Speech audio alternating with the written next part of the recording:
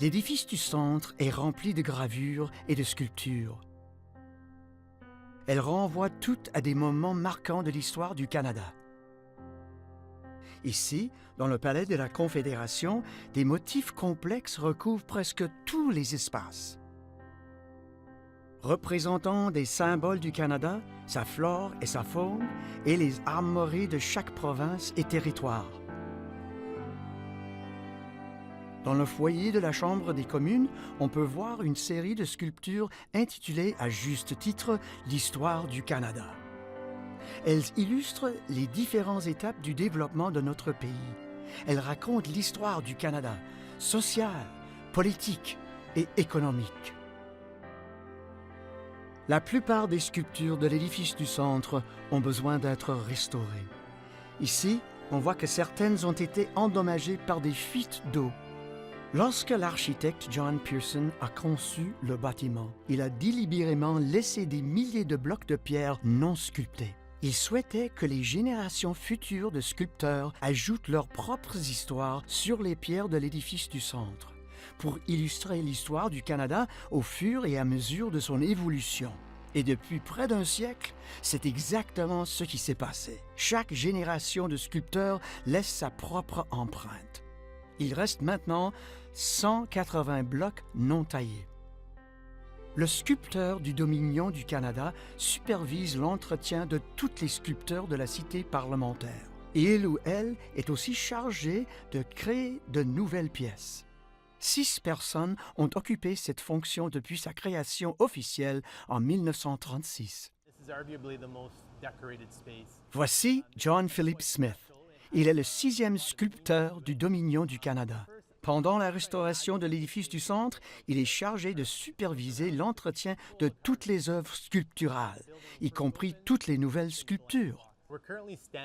Nous nous trouvons actuellement à 3 ou 4 étages de haut sur l'échafaudage à l'intérieur de la Chambre des communes.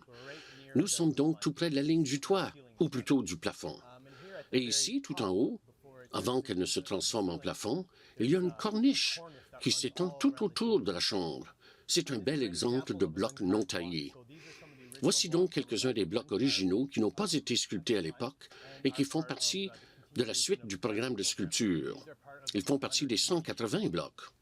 Pour nous, il s'agit d'une priorité dans le cadre du projet, car nous disposons désormais d'un échafaudage pour sculpter ces blocs, ce qui n'est pas possible en temps normal. La prochaine occasion sera peut-être le prochain grand projet, qui pourrait durer 100 ans ou plus. Et nous nous concentrons donc sur la sculpture de ces blocs.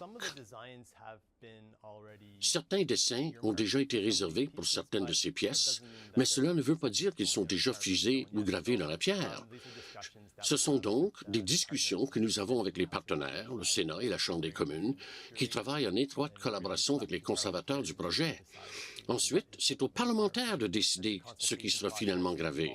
Il s'agit d'un processus de consultation qui évolue au fil du temps. Il y a beaucoup de travail de recherche initiale et de conception qui a lieu, et oui, c'est tout un processus. Un élément de mon rôle consiste à proposer différentes idées sur ce qui devrait être représenté dans ces blocs, et mon équipe aussi. Et vice-versa, ces demandes peuvent également émaner du bureau du président de la Chambre. Ce sont donc des choses sur lesquelles nous travaillons ensemble. Il s'agit vraiment de représenter ce que nous pensons que la nation ou le peuple du Canada, les citoyens du Canada, ont le plus besoin de voir ou ce qui est le plus pertinent pour le pays. Je me trouve actuellement dans le foyer de la Chambre des communes, près de l'entrée, et j'aimerais attirer votre attention sur quelques pièces très intéressantes. En 1978, le député Wally Firth a demandé au président de l'époque, James Jerome, que des pièces soient créées et sculptées par des sculpteurs autochtones pour être placées sur les murs du Parlement. C'est ce qu'on appellera plus tard le programme de sculpture des peuples autochtones. 10 zones non sculptées ont donc été choisies et réservées à ce programme. À ce jour, 9 de ces sculptures ont été achevées, dont l'une est ici, créée par le sculpteur autochtone Joe Jacobs de la nation Cayuga et intitulée « Création ». De l'autre côté, il y a une œuvre créée par l'artiste Gitxsan Earl Muldoon. Il est important de noter que ces sculptures ont été réalisées dans le studio du sculpteur, c'est-à-dire que les ébauches ont été expédiées aux différents endroits où se trouvaient les sculpteurs et qu'elles ont été créées dans leur propre studio. It's also important to note that the carvers themselves here that created these pieces and the parliamentary carvers never... Il est aussi important de noter que les sculpteurs qui ont créé cette pièce et les sculpteurs parlementaires ne se sont jamais rencontrés, qu'il n'y a pas eu de discussion ou d'échange de connaissances sur les différentes méthodes de sculpture. Le but est donc de travailler ensemble, de partager les moyens et les méthodes et de concevoir de nouveaux thèmes pour les œuvres décoratives futures. Notre équipe se concentre sur deux choses. Il y a les nouveaux travaux et les travaux de restauration. Je commencerai donc par les nouvelles œuvres. Disons que vous avez un morceau de pierre vierge dans les murs et que vous voulez créer quelque chose. Vous commencerez par effectuer des recherches, puis de créer des dessins, et enfin un modèle en argile. L'avantage de travailler avec l'argile, c'est que l'on peut ajouter et retirer des matériaux. Ainsi, une fois la sculpture terminée, elle correspond exactement à ce que l'on veut. Elle est ensuite coulée en plâtre, ce qui permet de créer un modèle appelé maquette, qui est en quelque sorte le modèle dur que vous copiez ensuite dans la pierre. Cette maquette ou ce modèle est ensuite entreposé, puis la pièce finie est installée où elle se trouve déjà là, si vous l'avez travaillée in situ. En ce qui concerne la restauration, c'est à peu près la même chose, mais on essaie de recréer quelque chose qui existait déjà. On continue donc à effectuer des recherches en amont pour essayer de comprendre ce qui a pu être là. Vous regardez des photographies historiques, puis vous prenez un moule et vous recréez dans l'argile ce que vous pensiez qu'il y avait là. Et il faut rester fidèle au style et aux autres éléments qui entourent la sculpture. Ensuite, on obtient la maquette, puis on sculpte à nouveau la pièce dans la pierre et on la replace dans le mur. Voilà donc le processus. C'est un processus qui existe depuis des milliers d'années et qui est efficace. L'un des prédécesseurs de John Philip était Eleanor Milne.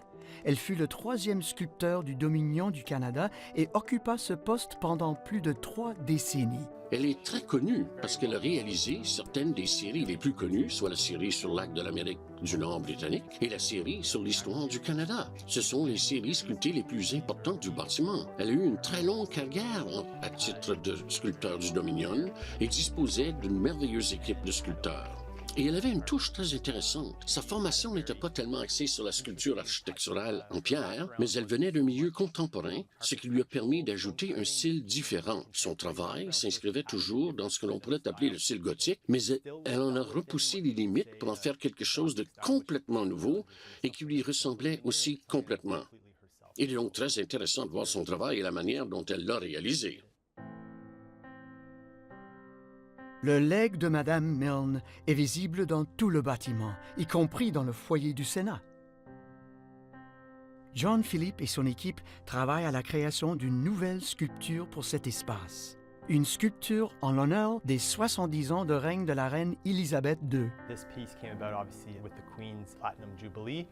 Cette pièce a été créée à l'occasion du jubilé de platine de la reine et nous avons décidé, après avoir consulté le Sénat, de créer une pièce qui commémorait cette occasion monumentale. Il s'agissait essentiellement de moi-même, du conservateur du côté du Sénat et de l'huissier du bâton noir. Nous avons parcouru l'espace et nous avons choisi cette pierre angulaire comme endroit idéal pour créer une représentation décorative de cet événement. La première étape a consisté à examiner cette pierre angulaire et à décider ce que nous pouvions faire dans l'espace qu'elle offrait. Il y avait aussi l'emblème du jubilé de platine qui a été créé ici au Canada pour commémorer cette occasion. Nous savions donc que nous voulions l'inclure dans la pièce et le placer au centre de celle-ci. C'était donc une bonne chose. Nous étions sur la bonne voie, mais nous avons estimé qu'il fallait ajouter quelque chose sur les côtés.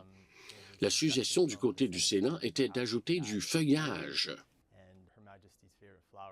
La fleur préférée de Sa Majesté était le muguet. Je crois donc que le Sénat a vérifié auprès du palais de Buckingham si cela était possible, et ce fut le cas. Nous avons donc créé l'emblème qui est en quelque sorte soutenu par ce muguet. J'ai donc fait un dessin qui a été approuvé, puis j'ai commencé à le sculpter dans l'argile, grandeur nature. C'est plus grand qu'un muguet.